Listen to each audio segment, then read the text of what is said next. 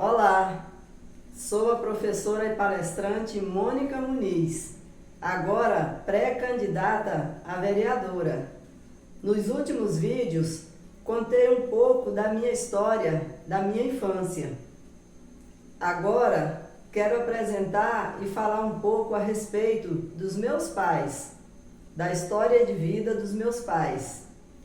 Que o meu pai, Genésio Batista, é de Santa Rita, Paraíba, e a minha mãe, Maria Eva Batista, é de Natal, Rio Grande do Norte. Então, eles se conheceram em um momento da juventude, quando a minha mãe tinha 22 anos. Até a hora de minha mãe conhecer meu pai, vou te contar um pouco do que foi a vida do meu pai. Nós que somos filhos, minha mãe que foi casada com ele 55 anos, não conhece ninguém a não ser ele mesmo, da família dele. E a história que ele sempre contou para nós, de onde ele veio, como foi a vida dele. Então ele contava que quando ele tinha 8 anos de idade, ele tinha 7 irmãos que ele não conheceu. Porque a minha avó, segundo ele, ela era a mulher da vida, naquele tempo chamada de meretriz. E aí ela, sem nenhuma condição, ela ia tendo os filhos e ia doando para famílias distintas, ia cuidando, para ela, já que ela não tinha condições de cuidar. E nisso, meu pai era o último filho de 8 irmãos, era o caçula. E quando ele atingiu essa idade, minha avó ficou de cama, muito doente na época. Então, quando ela viu que ia morrer, que não tinha jeito, ela preparou meu pai e disse para ele que quando ela viesse a falecer, era para ele ir morar com a irmã dela, com a tia dele, que ele chamava de titia Joana. E assim aconteceu. Só que ela também preparou ele para que, se caso não desse certo morar com a tia, ele deveria ir para a cidade vizinha mais próxima, muito distante, mas a mais próxima, e procurar lá nesse lugar o dono de uma fábrica de rede. Era para ele dizer que a sua mãe havia falecido e deixado o pedido para ele continuar criando ele por ela. Mas como ele foi morar primeiro com a titia Joana, no primeiro dia de trabalho, titia Joana pegou uma calça comprida, um par de botinas, um chapéu e uma camisa de manga comprida e entregou para seu filho. E mandou ele e o meu pai, seu primo, irem para o fundo do quintal, capinar o sítio. Meu pai, observando que não tinha ganhado as mesmas roupas, reclamou com a titia Joana sobre as dele. E ela respondeu para ele que ele deveria trabalhar primeiro para depois ganhar o dinheiro e comprar as roupas. E mandou eles de volta para o quintal, para capinar o sítio. Ele, calado, pegou a enxada junto com o primo e foram para o fundo do sítio para capinar. Chegando lá, ele disse para o primo que ia no mato e logo voltaria. Passou por baixo da cerca e foi embora procurar o dono da fábrica de rede que a mãe dele havia dito. E nunca mais voltou. Passou fome, passou sede no meio da mata, andando e dormindo, ele não sabe por quanto tempo.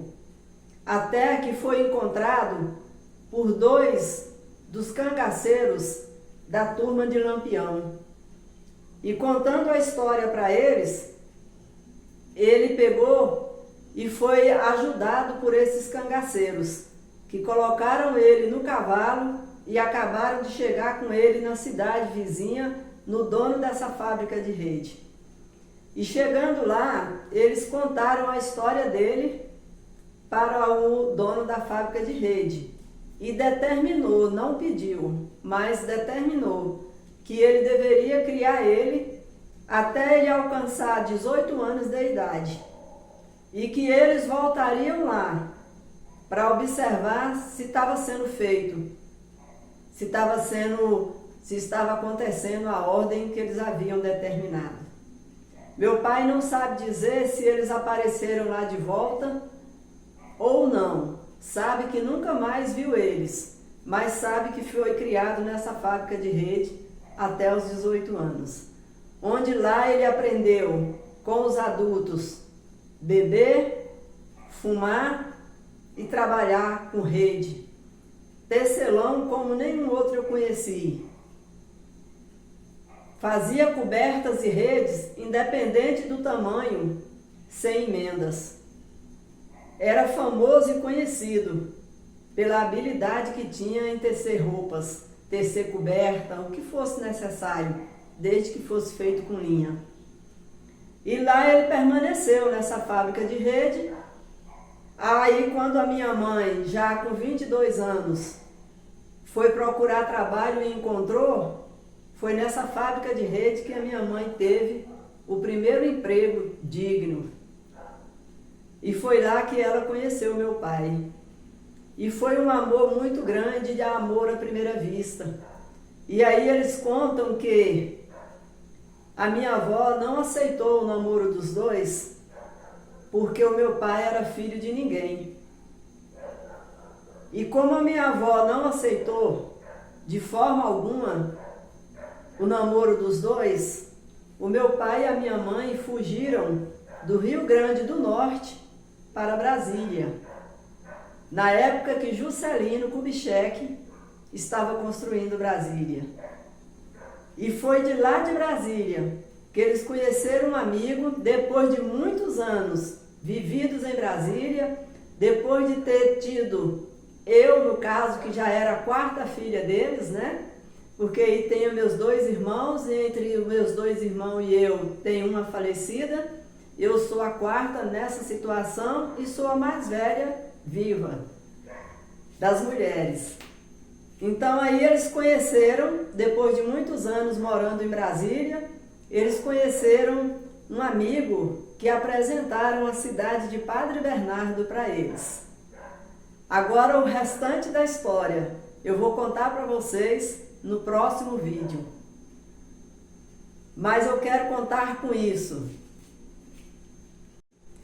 Eu quero dizer com isso que de onde eu vim, de como eu fui criada pelos meus pais, como eu cresci aqui nessa cidade, cresci junto com a minha cidade, coragem, garra, determinação, vontade de continuar crescendo, vontade de continuar trabalhando, agindo, progredindo, construindo, ajudando a minha cidade a se construir a cada dia, eu tenho de sobra.